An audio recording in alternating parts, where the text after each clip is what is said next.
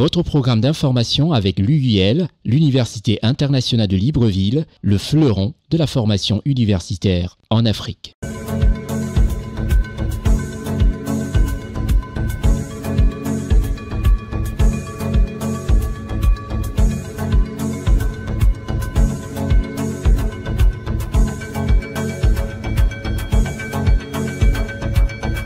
Tout en vous remerciant d'être fidèles à ce rendez-vous hebdomadaire d'information panafricaine, une information qui nous permet de sillonner pratiquement un nombre important des pays africains. Nous irons en Algérie, au Gabon, en Côte d'Ivoire, au Cameroun, au Congo, au Tchad, au Sénégal, au Burkina Faso, ainsi qu'en République démocratique du Congo, la RDC, et au Bénin. Tout en saluant la brillante équipe qui m'accompagne à ce rendez-vous, ils sont très efficaces. Ils y vont toujours de main de maître malgré leur jeune âge. Je pense à l'évité d'Yvonon, à Koulibaly Ousmana qui est toujours fidèle au grand reportage, sans oublier Marcel Bassolé, Eric Bikek, Gozo Richard, Charlotte Abdoulaye, Séverin Tchatchoua, tous réunis pour vous offrir un programme exceptionnel de politique, d'économie et touristique toutes les semaines. Je suis Constilleka. Dans ce programme, rien de plus normal. Il y aura énormément d'informations. Mais surtout, on aura un grand format à la fin de cette émission consacré au président Alassane Ouattara et à son périple du côté de la Corée du Sud. Nous allons voir aussi comment le ministre de la Défense de Côte d'Ivoire est au fait de tout ce qui touche aujourd'hui la sécurité des Ivoiriens, avec un pré-lancement d'une opération. On en parlera dans cette émission. Nous irons aussi voir tous les engagements que prend le Bénin avec le Royaume d'Arabie Saoudite, et aussi l'intrusion, pour ne pas dire désormais, rentrer dans le cercle très fermé des grands producteurs de pétrole. Ça, c'est du côté du Sénégal. On verra le Cameroun, tout ce qui se passe de manière appréciable avec le maire de la ville de Douala. Restez des nôtres, vous avez fait le très bon choix de choisir cette chaîne de télévision qui vous donne l'information panafricaine vraie. Nous allons tout de suite au Cameroun, ce pays présidé par son Excellence Paul Biya, chef de l'État camerounais. Ce pays aujourd'hui qui est complexe à la fois, mais qui réussit toujours à tirer son épingle du jeu. Et nous allons nous attarder sur la capitale économique, à savoir Douala, et parler de cette convention de partenariat entre le ministère des Affaires sociales et la communauté urbaine de Douala, dirigée par le très efficace maire de la ville de Douala, M. Roger Mbassadine, qui n'a cesse d'apporter du bonheur aux populations de Douala. Reportage sous la caméra de Stéphane Nogo, Séverin Tchatchoua, Gozo Richard et Raoul Sankoué. Réunis le 6 juin 2024 dans la capitale économique du Cameroun, le ministre en charge des Affaires sociales et le maire de la ville de Douala, le docteur Roger Mbassadine, ont signé la convention de partenariat entre le ministère des Affaires sociales et la communauté urbaine de Douala sur la gestion du centre multifonctionnel de Bépanda, visant à assurer le bien-être des personnes handicapées et de personnes vulnérables. Un accord de partenariat sur le fonctionnement du centre qui intervient 12 ans après les premières conventions de partenariat, 12 ans après les premières conventions de préparation et de construction du centre multifonctionnel de Bépanda. Nous avons aujourd'hui, je crois, 7 ou 8. Nous pouvons arriver à une quinzaine ou une vingtaine. Ça dépend du nombre d'apprenants que nous aurons. Donc, les possibilités sont offertes à tous les apprenants. Maintenant, ce que nous devons essayer de faire, c'est voir comment ceux qui véritablement ont le moins de moyens possible, comment nous pouvons les appuyer pour qu'ils ne soient pas laissés pour compte. Pour qu'ils entrent aussi dans qu'ils puissent avoir accès au centre. Déjà, je suis heureux de dire que n'importe quel handicapé peut accéder par ses propres moyens au centre parce que les conditions physiques sont telles que tout le monde puisse y accéder.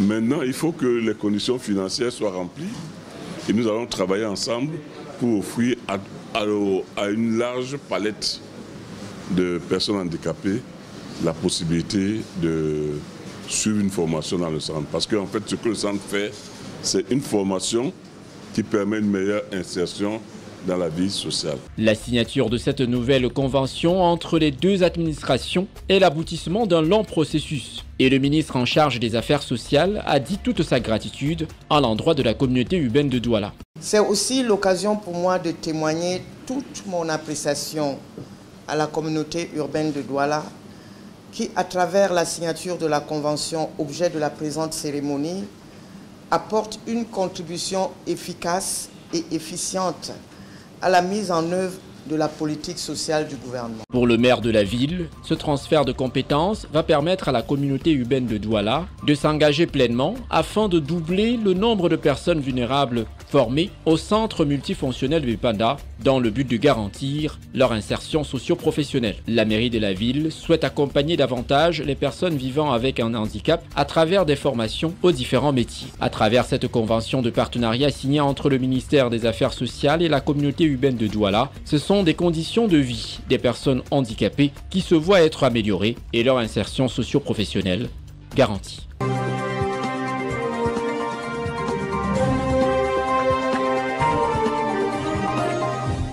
Après le Cameroun, nous allons tout de suite au Gabon pour parler de cette commémoration haut en couleur digne de ce que nous devons transmettre aux jeunes générations sur le respect de ceux qui ont marqué nos pays, nos leaders.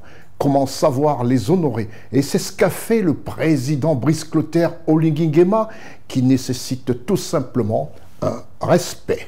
Le président de la République gabonaise, son Excellence Brice Clotaire Oligui Nguema, honore la mémoire du père de la nation gabonaise, El Hadj Omar Bongo Ondimba, dans son mausolée à Franceville au Gabon. Dans ce très beau reportage avec la voix de Charlotte Abdoulaye et la post-production de Marcel Bassoli, il faut tout simplement rappeler qu'il est à l'affût de tout ce qui touche son pays, le Gabon, notre reporter officiel, collaborateur et consultant de nos 3 médias, à savoir CNN, CWeb Info et Radio Voltage 2, Monsieur Teddy Ossé du côté de Libreville. À l'occasion des 15 ans marquant la disparition du feu le président Omar Bongo Ondimba, le président de la transition, président de la République, chef de l'État, le général Brice Clotaire Oligui Nguema, a effectué le déplacement de Franceville où il est arrivé le 7 juin dernier afin de rendre hommage à l'illustre disparu. Après les honneurs militaires, l'exécution de l'hymne national ainsi que les salutations d'usage, le président de la transition, le général Brice Clotaire Oligui Nguema, toujours accompagné de son épouse, se livre au devoir de mémoire envers ce grand homme. Décédé le 8 juin 2009 à Barcelone, en Espagne, Omar Bongo Ondimba fut un grand homme d'État. Après avoir occupé les fonctions de ministre délégué à la présidence de la République, puis responsable de la défense nationale et de la coordination, il est nommé directeur de cabinet, puis vice-président sous le mandat de feu le président Léon Mba, à qui il succédera le 2 décembre 1967 à l'âge de 32 ans, devenant ainsi le plus jeune chef d'État au monde. Feu Omar Bongo Ondimba a donc été le 2e président de la République gabonaise de 1967 à 2009. En ce jour particulier, la patrie est reconnaissante, le Premier ministre et son gouvernement et les personnalités diverses à tour de rôle se sont relayées à la suite du chef de l'État gabonais, son Excellence Brice Clotaire Oligui Nguema, pour le même rituel d'hommage, sont suivis juste après la sonnerie aux morts.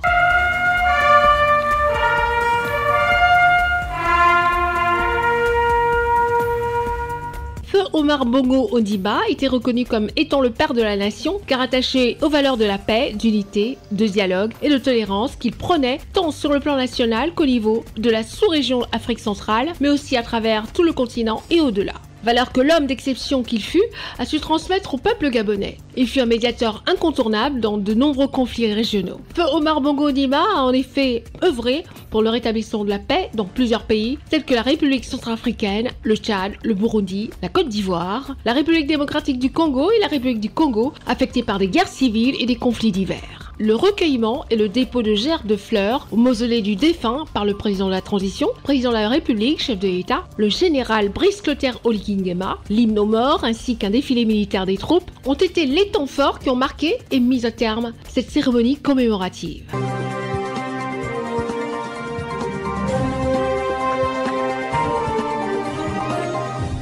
Après cet hommage rendu par le président Brice Clotaire Oligui Nguema, chef de l'État du Gabon, nous allons au Congo. Congo, le pays dirigé par son Excellence Denis Sassou Nguesso, chef de l'État et président de la République congolaise. Le plan national de développement congolais, le PND, a été adopté, surtout en cette année consacrée à la jeunesse congolaise. Reportage Charlotte Abdoulaye, Gozo Richard, Séverin Tchatchoua et Marcel Bassolé. En prenant en compte les difficultés liées à l'année consacrée à la jeunesse, le Conseil des ministres a pris la décision de réajuster le plan national de développement 2022-2026 en adoptant un projet de décret qui approuve un programme qui répond aux attentes de la jeunesse. L'objectif de ce programme est de promouvoir l'emploi, l'employabilité et l'entrepreneuriat auprès des jeunes pour la période allant de 2024 à 2026. Le programme de mise en œuvre accélérée du plan national de développement soumis ce jour à l'examen du Conseil des ministres, il se présente sous la forme de 2 documents, à savoir un document stratégique et un plan d'action. Premier volet relatif aux réponses aux défis liés à la question de la jeunesse. Ce volet est constitué de 84 projets et de plusieurs mesures d'accompagnement en faveur de la jeunesse. D'autre part, 54 autres projets portant sur l'éducation, la santé, les infrastructures, le programme de mise en œuvre accélérée du PND consécutif à l'année de la jeunesse présente un coût global de 4 580 milliards de francs CFA, dont 1 818 milliards seront budgétisés au cours des 3 années d'exécution du programme.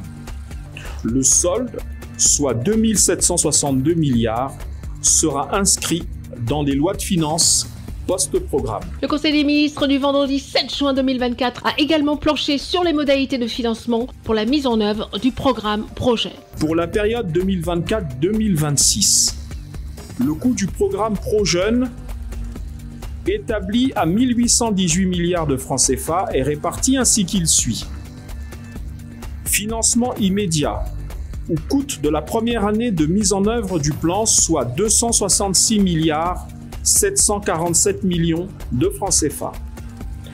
Financement à court terme, coût de mise en œuvre du programme fixé à 480 milliards de francs CFA. Au coût de la 3e et dernière année, soit l'année 2026, année d'exécution du programme, soit 1079 milliards de francs CFA. Pour ces 3 années, les financements acquis, toutes sources confondues, s'élèvent à 659 milliards 299 millions de francs CFA. Pour la mise en œuvre de ce programme d'accélération du PND, désormais adapté aux besoins de la jeunesse, le gouvernement compte sur les ressources budgétaires de l'État, les ressources extérieures, des partenaires techniques et financiers, mais aussi sur l'apport du secteur privé.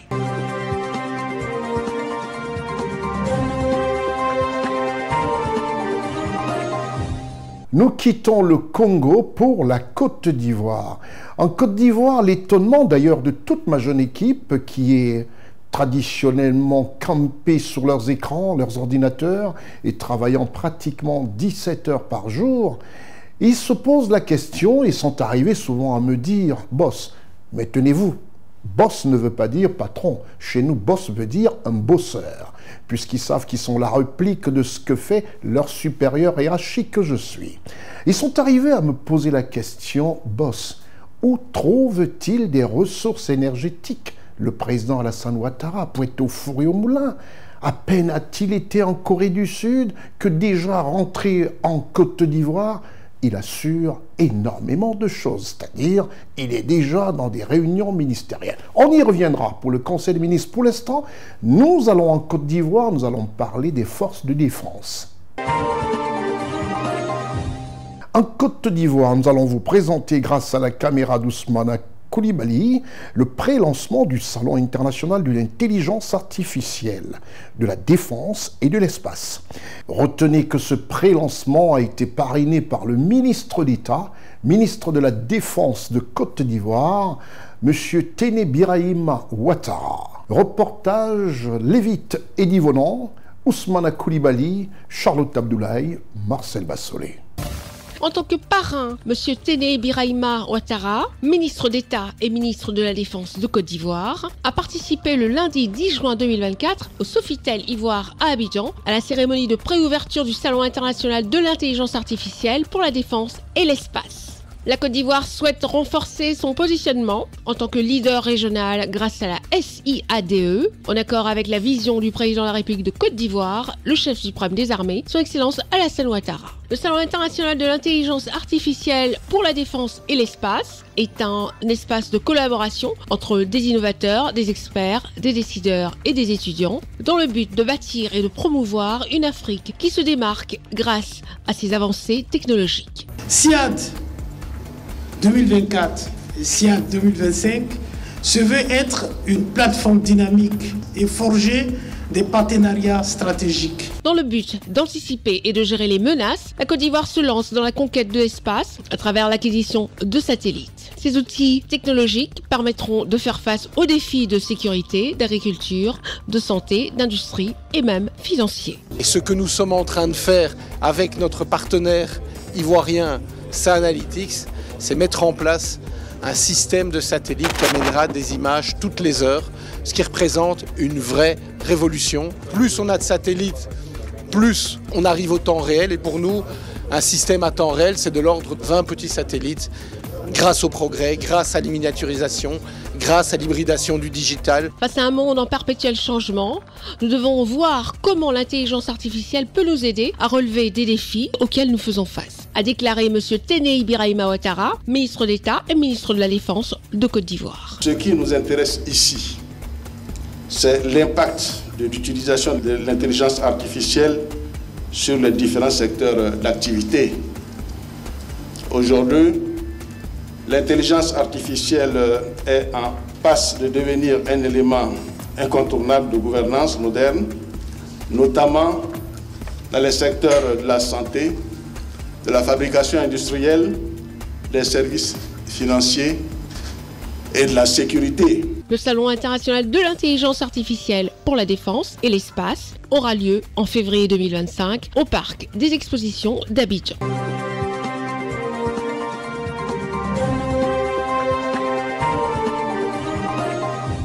Après la Côte d'Ivoire, je dis toujours qu'il faut être à l'affût de toutes les dernières nouvelles technologies qui concernent la défense. Ça, c'est pour mettre à l'abri toutes les populations et surtout ses compatriotes. Et c'est ce que fait notre ministre de la Défense, ministre d'État, en Côte d'Ivoire. Nous allons tout de suite au Tchad, ce pays présidé désormais par son président élu démocratiquement, à savoir son Excellence Mahamat Idriss Déby Itno. Au Tchad, des membres des institutions d'État ont prêté serment au palais Toumaï de N'Djamena, en présence du président élu de la République tchadienne, chef de l'État, son Excellence Mahamat Idriss Déby Itno. Reportage Gozo Richard Séverin Tchatchoua, Charlotte Abdoulaye, Marcel Bassolé. 11 nouveaux membres de la Cour des comptes et 2 contrôleurs généraux de l'autorité indépendante de lutte contre la corruption, nommés les 6 mars et 15 mai 2024, ont prêté serment cet après-midi au palais Toumaï devant la Cour suprême et en présence du président de la République, chef de l'État tchadien, son Excellence Mahamat Idriss Déby Itno. La cérémonie s'est déroulée en présence du Premier ministre Alla Mai Alina, premier vice-président du Conseil national de transition, M. Ali Kouloutou Taimi, de la ministre secrétaire générale du gouvernement et des proches collaborateurs du président de la République. L'audience solennelle de prestation de serment a été ouverte par le premier président de la Cour suprême, M. Samir Adam Hanour, qui a demandé la lecture des actes de nomination par le greffier en chef, M. Tog Yehala Nodjitoloum. Ensuite, c'est la première avocate générale de la Cour suprême, Mme Fatimé Zenaba Koulro Bezo, qui a pris la parole pour les réquisitions en fin de prestation de serment. Elle a engagé chacune et chacun des récipiendaires de peser avec vigueur chacun des mots contenus dans le serment et de s'acquitter de ses tâches avec humilité. Le premier président de la Cour suprême, M. Samir Adam Hanour, a repris la parole et a mis les impétrants dans le bain en leur lisant intégralement la formule de prestation de serment stipulée comme suit. Je jure de bien et fidèlement remplir mes fonctions, de les exercer en toute impartialité, dans le respect des lois et de garder le secret des délibérations. La main droite levée, les 11 nouveaux membres de la Cour des comptes que sont Mahamat Alzbala Agri, Mme Diad Pofiné, Mme Zenaba Mahamat Ahmad Soukou, Ahmad Tahir Ahmad, Korom Assil Dagash, Madame Fatimat Alzara Hicham, Madame Tungade Hassan Adoum Bakit, Hassan Hamid Dabou, Tata Mahamad Zen, Madame Madani Ne Awar Mahmoud Oumar et Ndine Tamlan Padingar, ainsi que les deux contrôleurs généraux de l'autorité indépendante de lutte contre la corruption, M. Youssouf Tom et M. Oumar Arja Tidi, ont prêté serment. Ces 13 hauts cadres sont ainsi renvoyés à l'exercice de leurs fonctions par le président de la Cour suprême. Chacune et chacun d'eux a déjà eu à servir l'État dans sa sphère de compétences avant qu'il ne soit promu membre de la Cour des comptes et de l'autorité indépendante de lutte contre la corruption. Le chef de l'État tchadien, son Excellence Mahamat Idriss Déby Itno, a ensuite serré les mains de chaque récipiendaire et les a invités à mettre du sérieux dans le travail et surtout le travail bien fait au service de la République.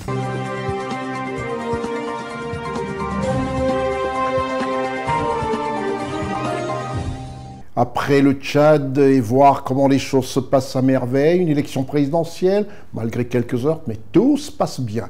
L'Afrique grandit et continue de grandir. Pour preuve, nous allons au Sénégal. Ce pays dirigé désormais par le très jeune et brillant chef d'État de la République sénégalaise, son Excellence Bassirou Diomaye Faye. Le chef de l'État sénégalais, son Excellence Bassirou Diomaye Faye, a reçu les imams et oulémas de son pays, le Sénégal. Charlotte Abdoulaye, Gozo Richard, Marcel Bassolé. En prélude à la fête de la Tabaski, le président de la République du Sénégal, son Excellence Bassirou Diomaye Faye, a reçu en audience le mardi 11 juin 2024 la Ligue des imams, l'association des oulémas et le Rassemblement islamique et oulémas du Sénégal. Les religieux ont apprécié la qualité des échanges avec le chef de l'État sénégalais, son Excellence Bassirou Diomaye Faye. Nous rendons grâce à Dieu, subhanahu wa ta'ala. Remercions le président de la République qui nous a accordé cette audience cet après-midi pour nous rencontrer en tant que religieux. Nous souhaitons la bienvenue dans le palais et puis suite à nos demandes respectives, il nous a reçus pour régler beaucoup de problèmes, c'est-à-dire ajuster beaucoup de problèmes et en prendre connaissance comme il est nouvellement élu. Nous avons été très sensibles et heureux de sa disponibilité, de son expérience que nous avons appris à le connaître et qui nous a beaucoup distribué beaucoup de paroles éloquentes d'abord, mais aussi de dimension exceptionnelle de sa connaissance et de son bon vouloir pour le pays, pour que le pays avance dans la paix et la sérénité, les engagements que les populations ont pris par rapport au gouvernement et du gouvernement par rapport aux populations aussi, que nous rendons ce pays gouvernable, paisible, propre, parce que sans doute nous avons entendu les appels qu'il nous a faits pour les samedis matins de tous les mois, que tout le monde s'y mette, qu'on rende ce pays agréable à vivre parce que prochainement il y aura l'hivernage, mais surtout pour la bonne fête, le bon déroulement de la fête de Tabaski que nous attendons très prochainement. Il nous a rendu très satisfaits, il a répondu et réglé nos problèmes, surtout pour les imams qui sont dans tous les quartiers, on peut dire dans tout le Sénégal. Donc son geste envers les populations, envers les imams, pour sa considération personnelle à notre égard, nous le remercions infiniment et comptons sur sa disponibilité pour très prochainement les engagements qu'il a pris et en faire aussi une direction des affaires religieuses ici au Palais même pour que nous ayons un interlocuteur à qui parler, à qui adresser nos doléances ou nos propositions pour que le Sénégal marche dans la paix et la concorde nationale. La Ligue des imams, l'association des oulémas et le Rassemblement islamique s'engagent à travailler avec le chef de l'État pour promouvoir la paix et la concorde au Sénégal.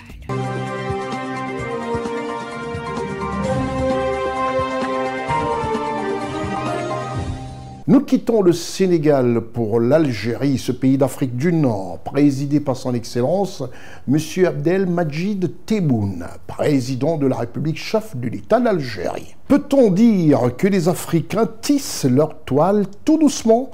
Eh oui, l'Afrique réaffirme sa position à Alger, la capitale algérienne, pour un siège au Conseil de sécurité. Reportage Gozo Richard, Séverin Tchatchoua, Charlotte Abdoulaye, Marcel Bassolé.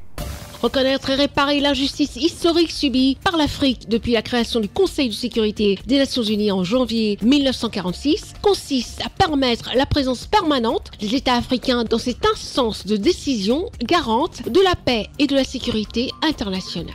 Cette position a été soutenue par les dirigeants africains et réaffirmée à Alger le 10 juin 2024 lors de la 11e réunion ministérielle du comité des 10 chefs d'État et de gouvernement de l'Union africaine sur la réforme du Conseil de sécurité des Nations Unies pour une place au Conseil de sécurité. Nous sommes tous conscients que l'Afrique est aujourd'hui touchée par de nombreux conflits. Or, au sein de la première institution mondiale pour la paix et la sécurité, notre voix est très silencieuse. Nous demandons aujourd'hui que cette injustice historique soit corrigée et que l'Afrique soit représentée au sein du Conseil. Le Conseil de sécurité doit refléter les réalités géopolitiques actuelles. Le Conseil de sécurité des Nations Unies est l'un des principaux organes des Nations Unies, dont les objectifs incluent le maintien de la paix, l'équité internationale, le règlement des conflits internationaux entre les États et l'encouragement des droits de l'homme. Tous les États sont tenus de se conformer aux décisions du Conseil de sécurité. L'instance, créée en janvier 1946, est composée de 5 membres permanents et de 10 États non permanents réélus tous les 2 ans. Toutefois, seuls les membres permanents, la Chine, les États-Unis, la Russie, la France et le Royaume-Uni, ont le droit de veto qui permet de bloquer une résolution de l'ONU. L'Afrique est confrontée à de multiples conflits, désire être présente dans l'instance afin de mieux exprimer ses points de vue. Les discussions sur l'élargissement et la démocratisation du Conseil de sécurité, pour qu'il soit juste et efficace, rencontrent des résistances. Il est temps que les membres du Conseil envisagent cette réforme, car l'Afrique est là. C'est le siècle de l'Afrique et les voix africaines doivent être entendues au sein du Conseil de sécurité. L'Afrique, à travers le C10, créé en 2005, demande d'avoir au Conseil de sécurité des Nations Unies 2 sièges permanents avec droit de veto et 2 sièges non permanents supplémentaires. La Somalie a été nommée membre non permanent du Conseil de sécurité des Nations Unies pour une durée de 2 ans à partir du 1er janvier 2025 en remplacement du Mozambique dans la représentation africaine.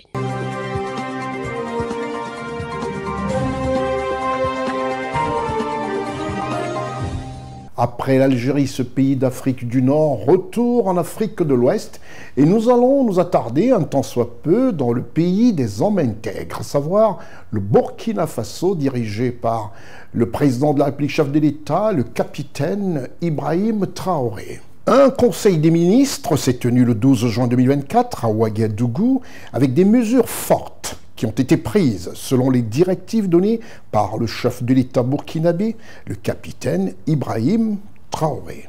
Reportage Charlotte Abdoulaye, Gozo Richard, Séverin Tchatchoua, Marcel Bassolé.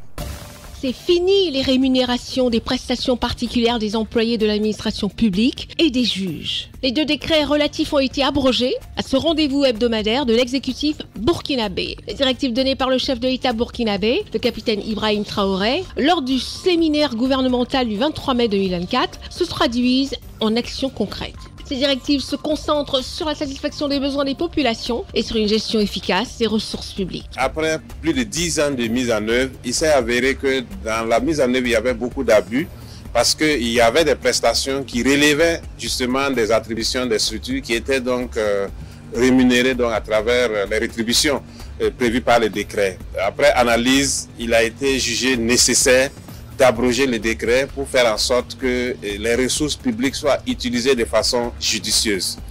Et naturellement, l'abrogation de ces décrets peut créer quelques difficultés, notamment pour des opérations spécifiques. Donc il est prévu que pour faire face aux effets négatifs de l'abrogation, qu'on puisse prévoir un autre décret pour prendre en compte ces cas spécifiques. Fin également de la disparité des rémunérations des directeurs généraux et des sociétés d'État, des établissements publics de prévoyance sociale.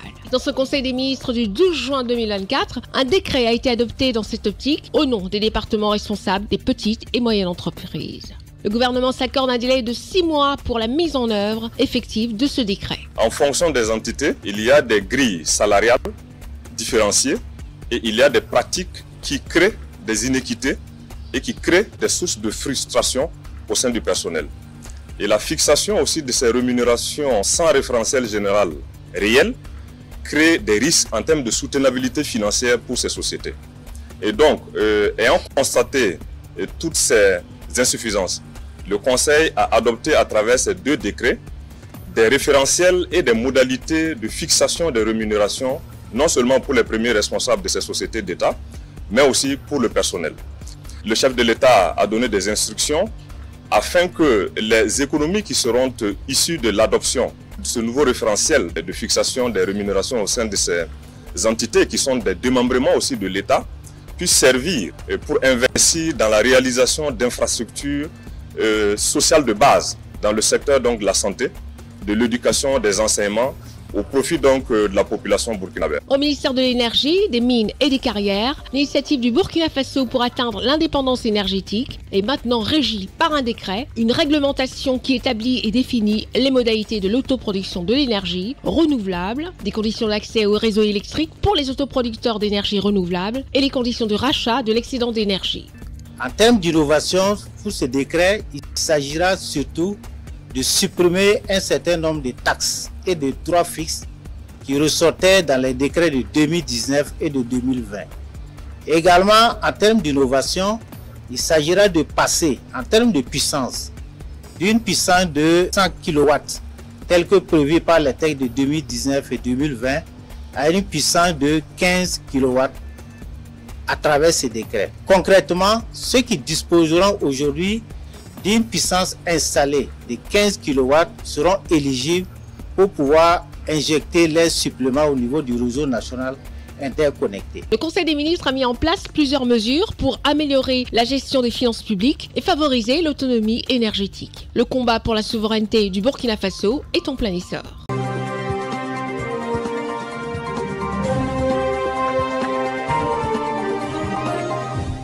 Après le Burkina Faso, il est simplement important de rappeler aux uns aux autres, surtout à tous les parents, que les vacances arrivent, les vacances annuelles de nos différents enfants, de nos élèves. Certains seront des futurs bacheliers. À cette occasion, rien de plus normal de ne plus s'essayer à vouloir leur faire faire des études hors du continent africain. L'Afrique regorge aujourd'hui des meilleurs professeurs aguerris à la chose universitaire. Nous avons aujourd'hui le meilleur savoir et adapté aux réalités de notre continent. C'est la raison pour laquelle nous vous proposons l'université qui est notre partenaire officiel, à savoir l'UIL du côté de Libreville au Gabon.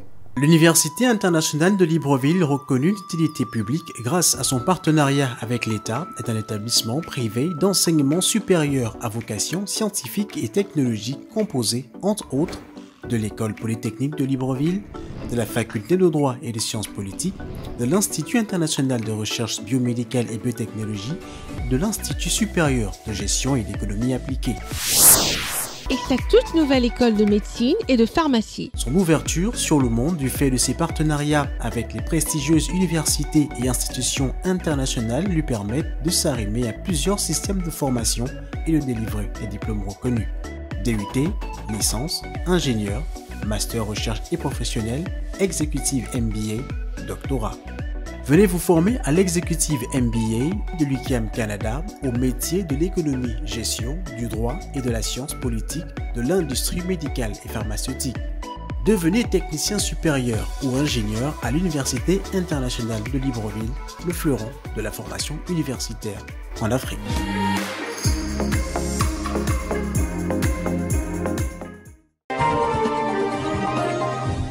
Voilà, dans cette université sortent des brillants cadres africains prêts à répondre au marché du travail. Parce que c'est une université qui a décidé de faire des choses autrement. Pas des études qui ne rapportent rien, des études adaptées à ce que nos différents pays d'Afrique recherchent pour pallier à la grande demande du marché du travail. À l'occasion de la conférence internationale du 12 juin 2024 à l'Université internationale de Libreville sur les écomatériaux en Afrique, les conférenciers ont profité et surtout ont pris grand plaisir, comme vous les voyez sur ces images, à effectuer une excursion dans la forêt classée de l'Université internationale de Libreville, qui offre une variété de plantes rares et des arbres dont certains aux essences uniques que seul le Gabon renferme dans ses forêts tropicales. On se retrouve juste après la réclame. Il peut vous arriver de vouloir communiquer sur nos médias CIWeb Info, CNN et Radio Voltage 2. Rien de plus normal que de vous présenter un tout petit peu notre réclame. Vous avez besoin de communiquer, vous avez besoin de visibilité. Nos médias internationaux, Radio Voltage 2 et la télévision CNN vous offrent des espaces pour votre communication, pour la promotion de vos marques et produits. Contact 699 943 554 ou 696 982 335 ou 683 157 288. Hors du Cameroun, faire précéder du 237. Côte d'Ivoire 07 69 66 88 08 ou 05 66 19 20 48 précédé du 225. Gabon 07 07 95 00 67 précédé du 241. Sur Radio Voltage 2 et CNN, la télévision autrement, vos produits ont une meilleure visibilité.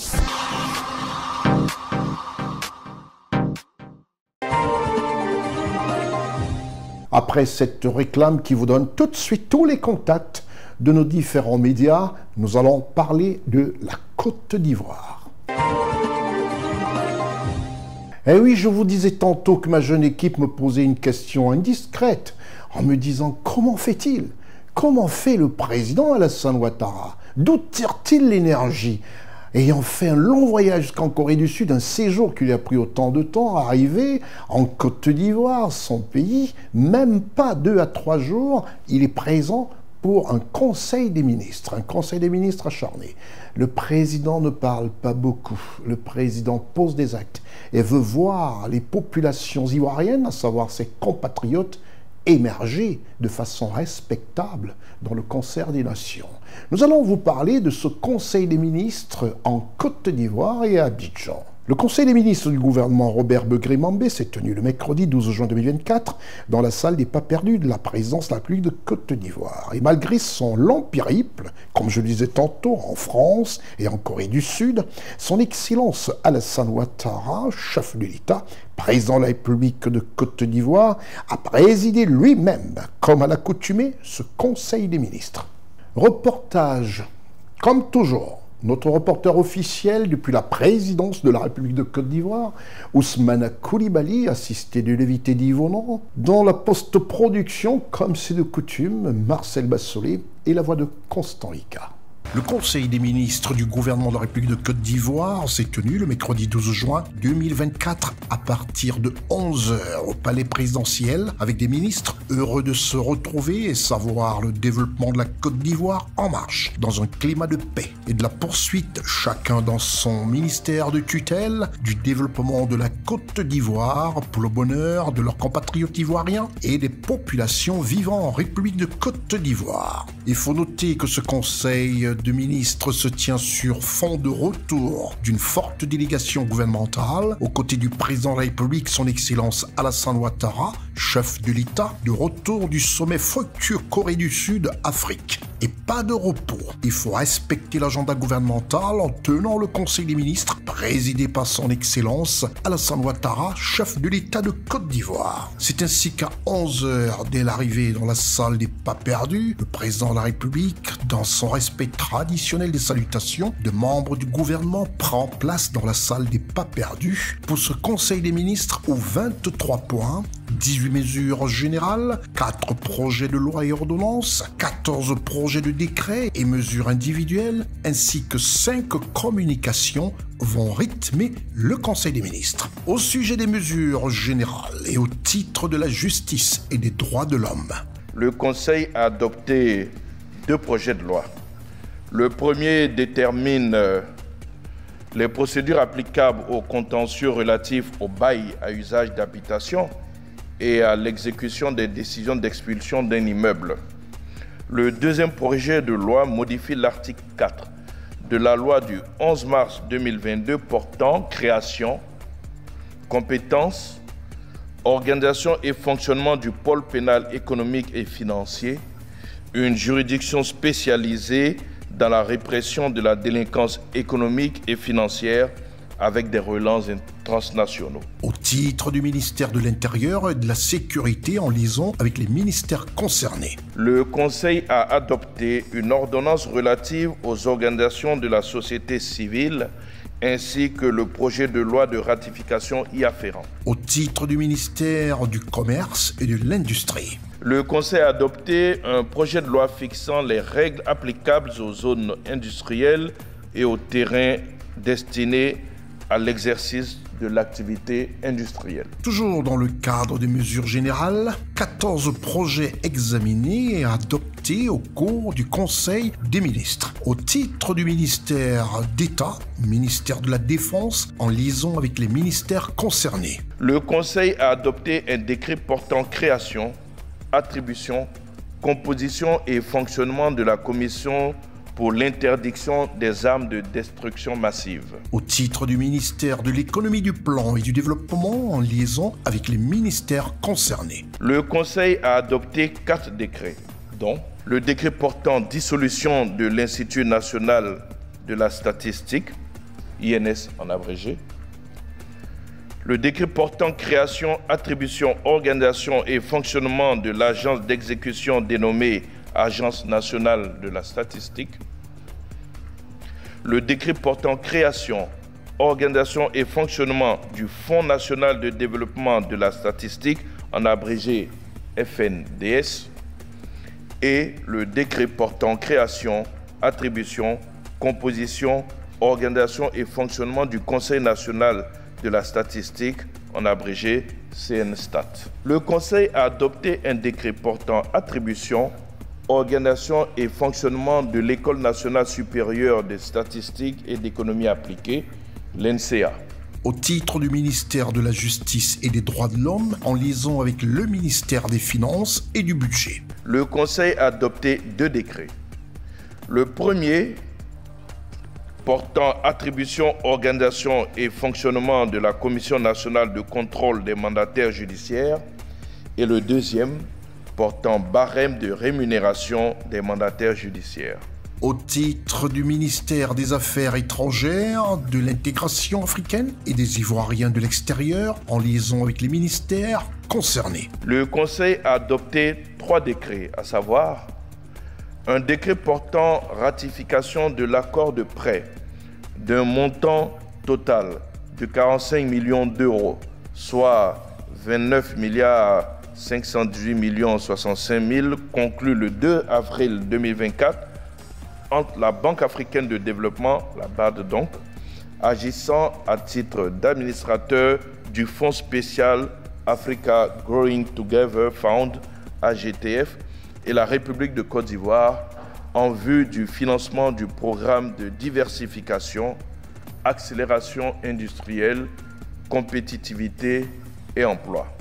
Le second décret porte quant à lui ratification de l'accord de prêt d'un montant total de 120 millions d'euros, soit 78 714 840 000, conclu le 2 avril 2024 entre la Banque africaine de développement et la République de Côte d'Ivoire en vue du financement du programme de diversification, accélération industrielle, compétitivité et emploi.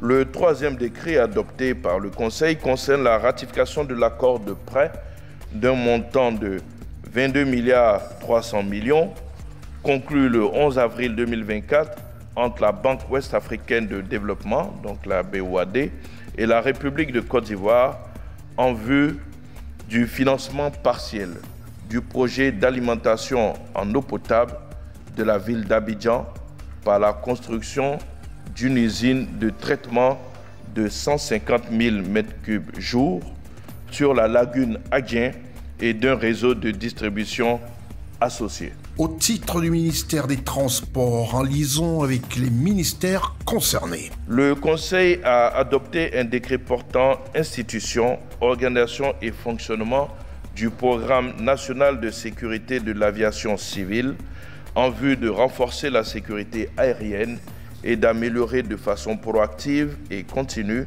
le niveau de performance des opérations aéronautiques.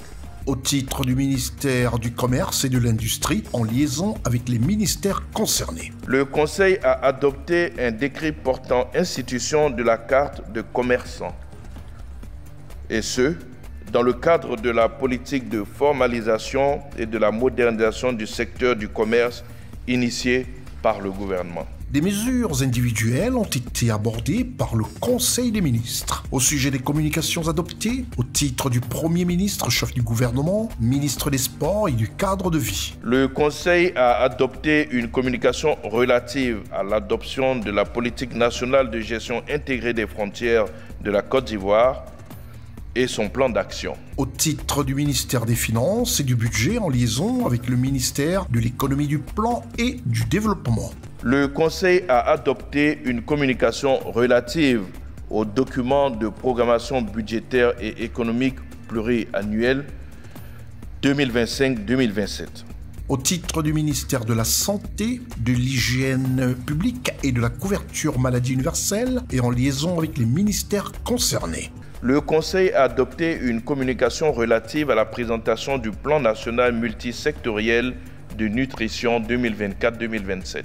Au titre du ministère du Commerce, de l'Industrie, en liaison avec les ministères concernés. Le Conseil a adopté une communication relative à la politique sectorielle pour le développement de l'industrie textile et habillement en vue de relancer la chaîne de valeur textile et à développer une industrie locale du textile et de l'habillement à même de répondre aux besoins des principaux marchés, mais également de correspondre aux exigences de compétitivité et de traçabilité des mécanismes internationaux pertinents.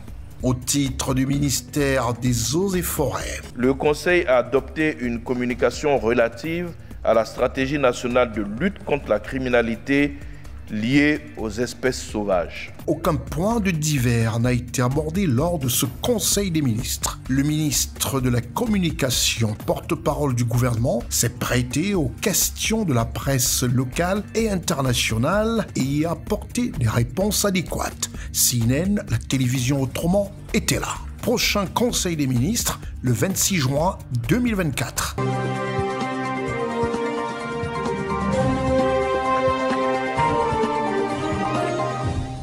Après ce Conseil des ministres, on a vu le chef de l'État pimpant, toujours en forme et souriant, ça fait plaisir. Et de voir surtout tous les ministres comme ça qui sont très ravis de venir exposer et montrer que dans leur département ministériel, tout se passe normalement. Nous quittons la Côte d'Ivoire pour la RDC. Eh oui, nous allons dans ce pays de 130 millions d'habitants, c'est très étonnant. Ce pays d'Afrique francophone, quand on parle de 100 millions, 130 millions d'habitants, on fait tout de suite référence un tout petit peu au Nigeria. Non, aussi la RDC, la République démocratique du Congo. Ce pays dont seule la capitale Kinshasa avoisine 20 millions d'habitants, à peu près 4 fois la population du Congo-Brazzaville, le pays voisin. Nous allons dans ce pays présidé par le très brillant président de la République, à savoir Félix Antoine Tshisekedi Tshilombo. Et dans ce pays, la RDC, nous allons parler du gouvernement de la République démocratique, qui a été investi par l'Assemblée nationale. Ce nouveau gouvernement a décidé de mettre l'emploi et la sécurité au centre de son plan quinquennal. Reportage Gozo Richard, Séverin Tchatchoua, Marcel Bassolé, Charles Abdoulaye. L'Assemblée nationale a investi le nouveau gouvernement de la République démocratique du Congo dans la nuit du 11 au 12 juin 2024 au Palais du Peuple à Kinshasa. Le 29 mai 2024, le président de la République démocratique du Congo, son Excellence Félix Antoine Tshisekedi Tshilombo, a présenté son premier gouvernement du second mandat. Celui-ci est composé de 55 membres, dont le Premier ministre, chef du gouvernement, Madame Judith Suminwa Tuluka, un membre de l'opposition et 2 membres de la société civile. Les femmes représentent 31% du gouvernement. Le Premier ministre, chef du gouvernement, a présenté devant le Parlement le programme d'action de son gouvernement, un plan qui couvre la période allant de 2024 à 2028, est estimé à près de 93 milliards de dollars, soit 18 milliards de dollars par an. La stratégie de la diversification de l'économie et la création de la chaîne de valeur est mise en avant pour créer plus d'emplois. Un projet de création d'une base exhaustive de données des compétences est en préparation. Cela permettra d'avoir le profil des compétences géolocalisées pour dégager les gaps au regard de la demande sur le marché en vue de proposer des politiques adéquates et adaptées. Le travail en cours pour la police nationale congolaise permettra de renforcer les capacités de réaction de la police. Le programme du gouvernement préconise l'accroissement des crédits budgétaires alloués à l'effort de la guerre et de la sécurité. Les 6 engagements du second mandat du chef de l'État congolais, son Excellence Félix Antoine Tshisekedi Tshilombo, qui est au pouvoir depuis janvier 2019 et réélu en décembre 2023 avec 73% des suffrages exprimés, doivent être réalisés par le nouveau gouvernement de la République démocratique du Congo. Ils concernent notamment la sécurité, l'emploi, la diversification économique, la préservation du pouvoir d'achat des ménages, le renforcement de l'efficacité du service public et l'accès aux services de base. La plus grande tâche qui nous attend est celle de bâtir une nouvelle économie, plus diversifiée, plus créatrice d'emplois. Qu'il s'agisse des infrastructures routières, portuaires, ferroviaires ou aéroportuaires, des écoles ou des hôpitaux, j'ai avancé quelques cas qui font partie d'un ensemble d'actions qui couvront bien entendu, toute la République et donc toutes les provinces et tous les territoires du pays. La majorité absolue de l'Assemblée nationale a approuvé le plan d'action quinquennal du nouveau gouvernement congolais. Le gouvernement est critiqué par l'opposition en raison de sa taille et du budget alloué à la réalisation du programme.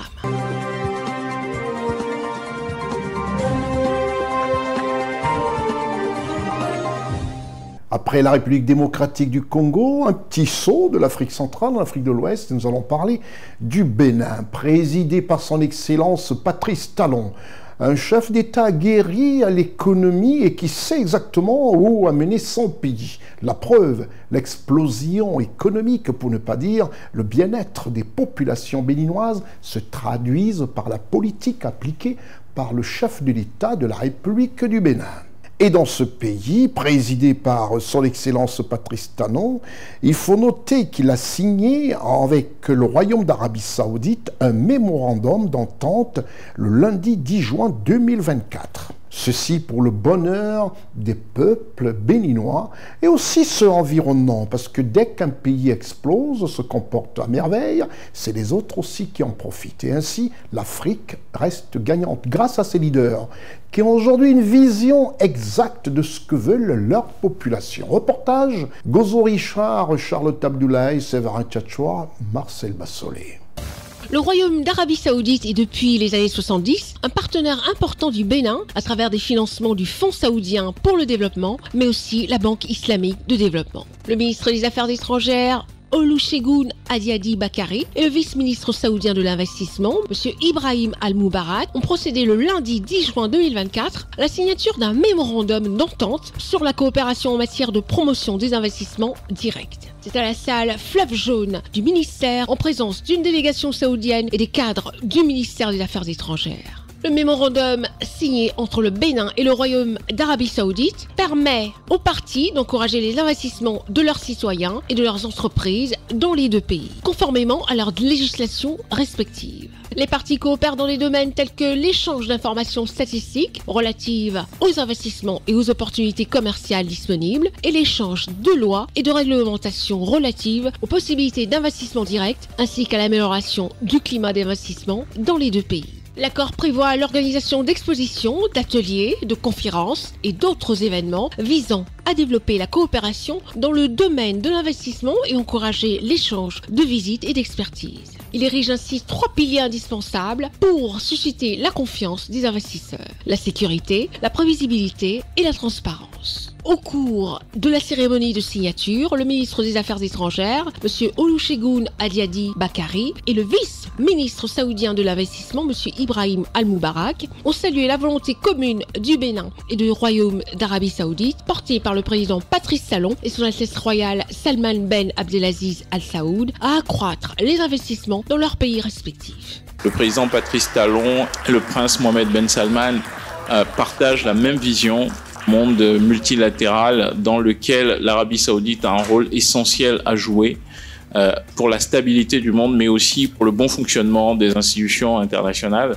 Nous espérons que dans les semaines, mois à venir, vous aurez l'occasion de revenir encore ici, accompagner des investisseurs saoudiens, mais aussi pour votre propre plaisir, parce que nous voulons que le Bénin devienne ce partenaire fiable de l'Arabie Saoudite sur le continent africain. D'après le chef de la diplomatie béninoise, ce mémorandum s'inscrit dans la continuité des efforts entrepris par l'équipe gouvernementale menée sous le leadership éclairé du président de la République du Bénin, son Excellence Patrice Talon, pour la mise en place de l'environnement propice aux affaires. Pour M. Ibrahim Al-Moubarak, vice-ministre de l'investissement du Royaume d'Arabie Saoudite, c'est une nouvelle ère qui est amorcée dans les relations entre le Bénin et le Royaume d'Arabie Saoudite à travers la signature de cet accord, car elle facilitera des investissements directs dans les deux pays.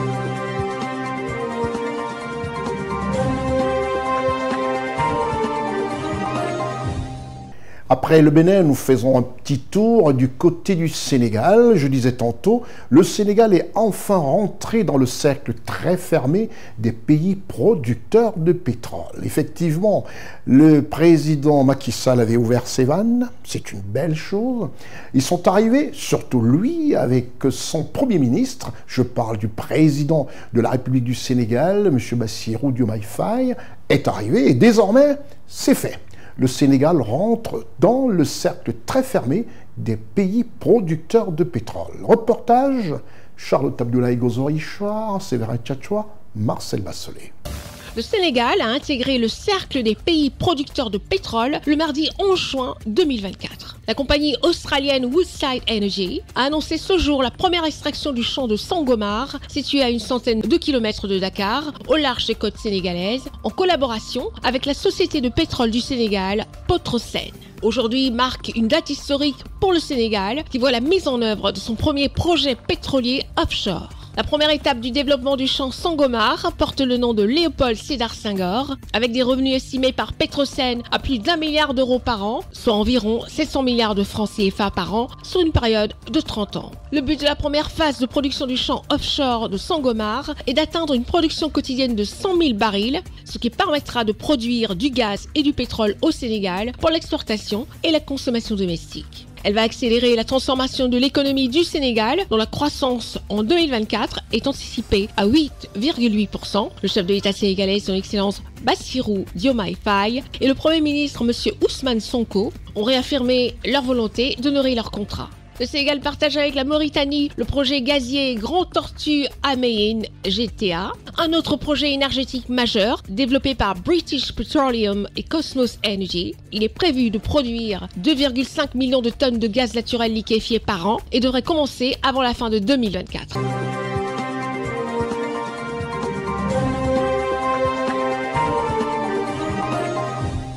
Il y a quelques décennies, en tant que jeune Africain, on se posait toujours la question pourquoi, quand nos chefs d'État voyagent en Europe, ils vont tout seuls, font des voyages d'agrément pratiquement, puisqu'au retour, rien pour leur population. Et l'inverse, les chefs d'État européens, quand ils arrivaient en Afrique pour des voyages d'amitié ou de travail, ils avaient toujours à bord des ministres, des hommes d'affaires, des grands groupes de leur pays, pour signer des contrats en Afrique dans nos différents pays. L'inverse s'est désormais produit depuis quelques décennies, je dirais même une décennie et demie.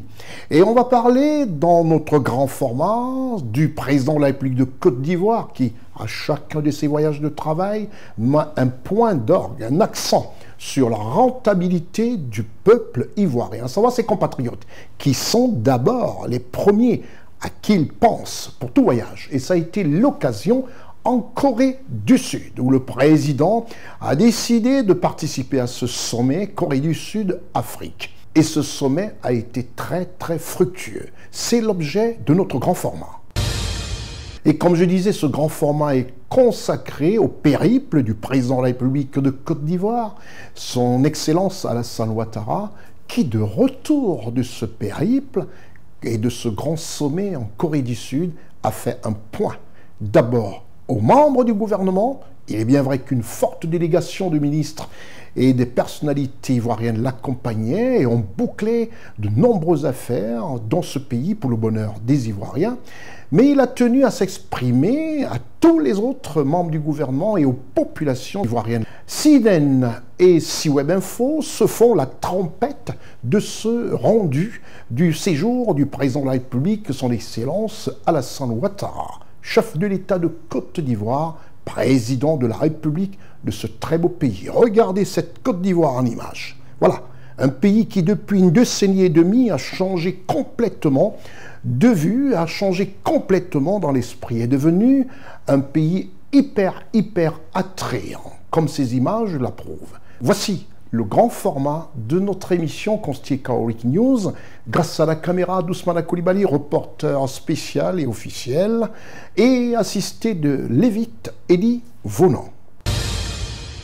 Le président de la République de Côte d'Ivoire, son Excellence Alassane Ouattara, a regagné Abidjan le dimanche 9 juin 2024 après un séjour en France puis en Corée où il a pris part au premier sommet Corée du Sud-Afrique. Dans la déclaration faite à la presse, le chef de l'État a évoqué ses entretiens avec son homologue coréen, son Excellence Yoon Suk-yeol, ancien secrétaire général des Nations Unies, M. Ban Ki-moon, et le président de la Banque d'import-export de Corée, M. Yoon Hee-sung. Sa participation au premier sommet Corée du Sud-Afrique et au sommet des affaires Corée du Sud-Afrique, ainsi que la signature des 3 accords de coopération entre la Côte d'Ivoire et la République de Corée du Sud. Je suis heureux d'être de retour à Abidjan après un séjour en France puis en Corée où j'ai pris part à l'invitation du président de la République de Corée, son Excellence M. Yoon, au premier sommet Corée-Afrique. J'étais accompagné d'une forte délégation composée du ministre directeur de cabinet, de Madame la secrétaire générale de la présidence, des ministres des Finances, de l'économie, du commerce, de l'industrie, du budget, des affaires étrangères, de l'intégration et d'autres personnalités. Je voudrais réitérer mes remerciements au président Yoon Suk-yeol, le président de Corée, au peuple coréen pour l'accueil chaleureux qui nous a été réservé. Je dois dire que c'était un séjour mémorable. Et vous vous souviendrez qu'il y a 10 ans, en 2014, j'avais effectué une visite officielle en Corée et je dois dire que l'accueil était au même niveau, avec beaucoup d'amitié, parce que la Côte d'Ivoire est le premier pays africain à avoir noué des relations diplomatiques avec la Corée en 1961. La Côte d'Ivoire et l'Éthiopie ont une place spéciale dans le cœur des Coréens parce que l'Éthiopie, l'empereur Haile Selassie a envoyé des soldats à l'occasion de la guerre de Corée pour soutenir la Corée du Sud. L'entretien bilatéral que j'ai eu avec le président Yoon avant le démarrage du sommet, nous nous sommes félicités des excellentes relations entre nos deux pays depuis l'établissement des relations diplomatiques. Nous avons souligné la nécessité d'accroître les échanges commerciaux entre la Côte d'Ivoire et la Corée, c'est quand même assez faible, et d'encourager le secteur privé ivoirien et coréen à nouer des partenariats pour tirer profit des nombreuses opportunités d'investissement, notamment dans la transformation du cacao, de l'anacarde, du caoutchouc naturel, ainsi que dans les domaines de la transition digitale, de l'innovation et de l'industrie automobile. J'ai aussi invité le président Yoon à effectuer une visite officielle en Côte d'Ivoire, ce qu'il a accepté. S'agissant du sommet lui-même, le sommet Corée-Afrique qui avait pour thème l'avenir que nous construisons ensemble, croissance partagée, durabilité et solidarité, et qui a vu la participation de nombreux chefs d'État. Je dois dire plus de 25 chefs d'État et bien évidemment une dizaine de chefs de gouvernement et de ministres. Donc au total, plus de 45 pays étaient représentés. Nous avons au cours de nos travaux appelé au renforcement de la coopération et du partenariat stratégique entre la Corée et le continent africain dans tous les domaines. Pour ma part, à l'occasion de ma prise de parole, je me suis félicité du dynamisme de nos relations avec la Corée, avec notamment le lancement de l'initiative pour le développement de l'Afrique en 2006 et plus récemment la mise en œuvre du programme coréen Belt Rice après donc la décision de la Corée de construire la maison du taekwondo en Côte d'Ivoire après ma visite de 2014. J'ai aussi souligné la nécessité d'accroître davantage nos échanges commerciaux avec la Corée, d'étendre le partenariat entre l'Afrique et la Corée dans le domaine de l'intelligence artificielle, de consolider les excellentes relations de partenariat entre la Côte d'Ivoire et la Corée, notamment dans le domaine de la transformation de nos produits agricoles. J'ai également, le lendemain, pris part à un sommet des hommes d'affaires Afrique-Corée qui a été l'occasion de présenter au secteur privé coréen l'exceptionnel potentiel économique et humain de l'Afrique, tout comme la bonne tenue d'ensemble de nos économies malgré les difficultés ici et là, les perspectives de croissance ainsi que les importants efforts en matière de gouvernance économique, de mise en place d'un cadre macroéconomique adéquat et rassurant pour les investisseurs. Nous avons les responsables du secteur privé, le président du patronat, M. Ahmed Cissé, et le président de la Chambre de commerce, M. Touré, ont participé donc avec de fortes délégations à ce sommet des hommes d'affaires. Alors, bien évidemment, aujourd'hui, la Côte d'Ivoire est parmi les pays les mieux classés sur le continent. Nous sommes parmi les 10 premières économies du continent africain. Ceci intéresse beaucoup les Coréens qui voient là un pôle de croissance.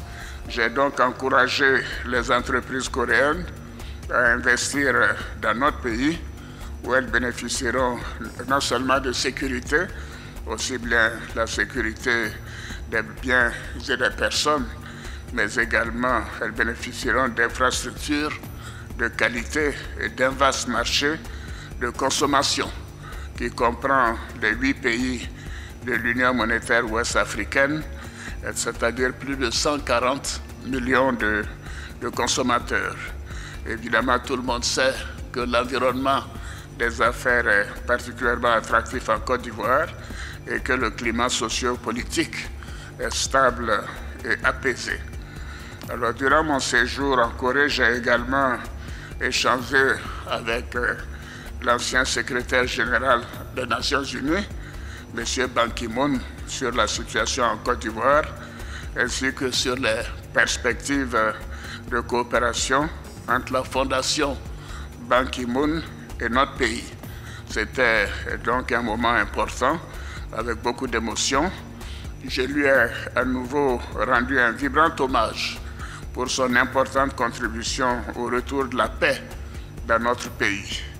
J'ai également eu un entretien avec le président de la Banque Import-Export de Corée sur le renforcement de la coopération entre la Côte d'Ivoire et cette institution financière, notamment dans le domaine du financement des projets.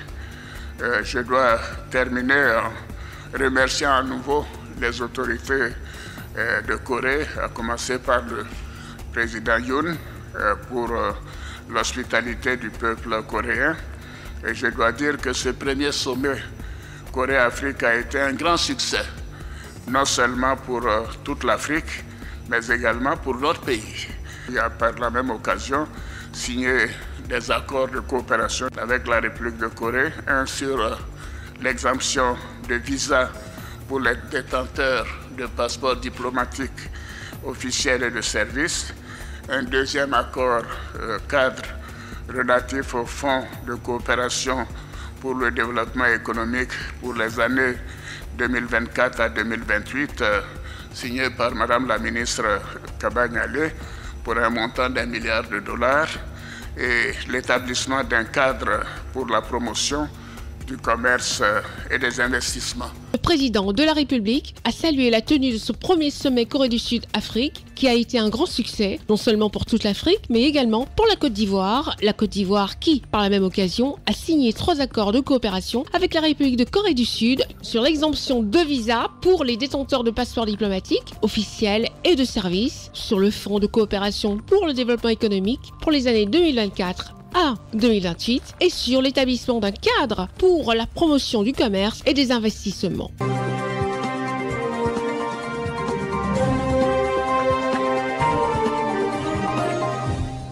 Quand on regarde son reportage, on est tout de suite convaincu qu'être président de la République, c'est une chose, et exercer la fonction de chef d'État, président de la République, en est une autre. Et le président Alassane Ouattara exerce la fonction de président de la République de son pays, la Côte d'Ivoire. Et quand vous voyez ces images, retenez que la post-production méticuleuse pour permettre aux téléspectateurs, à ceux qui écoutent souvent des discours comme s'ils écoutent la radio, mais là, de regarder la télévision. Tout ce que le président dit est imagé. Ça, c'est la touche de notre responsable en post-production, Marcel Bassolet.